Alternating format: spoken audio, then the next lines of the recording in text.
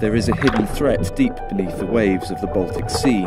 Hundreds of unexploded chemical bombs, dumped after the Second World War, lay scattered across the seabed. This international team of scientists are on a mission to locate these munitions and understand the threat they pose.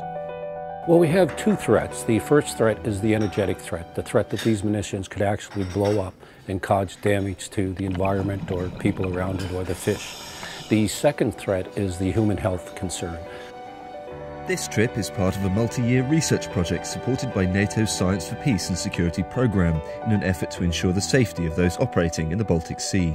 In the Baltic Sea today, we can find a lot of underwater munitions, both chemical and conventional. It doesn't really matter which coastal country we go to, but we can find munitions from bombs, rockets, to sea mines.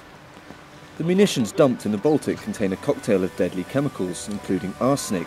NATO has provided a variety of underwater monitoring equipment, including remote-controlled vehicles, to help map the dump sites.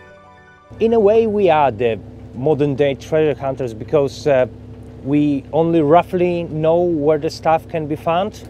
We are deploying best strategies to actually locate it and then to collect samples, which sometimes means going as close as 20 centimeters from munition.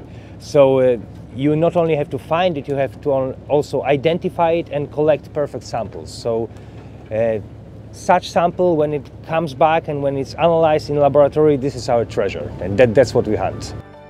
The expeditions also provide opportunities for young student scientists to engage in real-world, potentially life-saving work.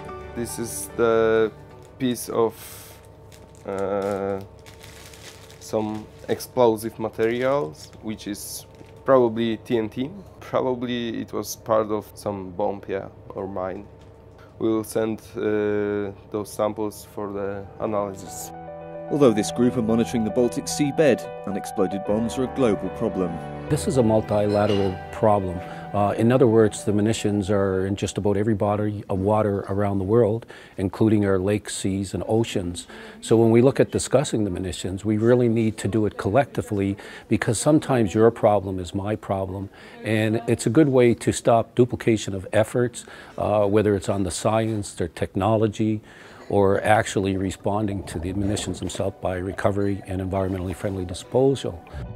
The findings from the project will be provided to the international scientific community and will help the nations surrounding the Baltic Sea form a long-term strategy to combat this potential threat. For NATO Channel in the Baltic Sea, this is Lawrence Cameron.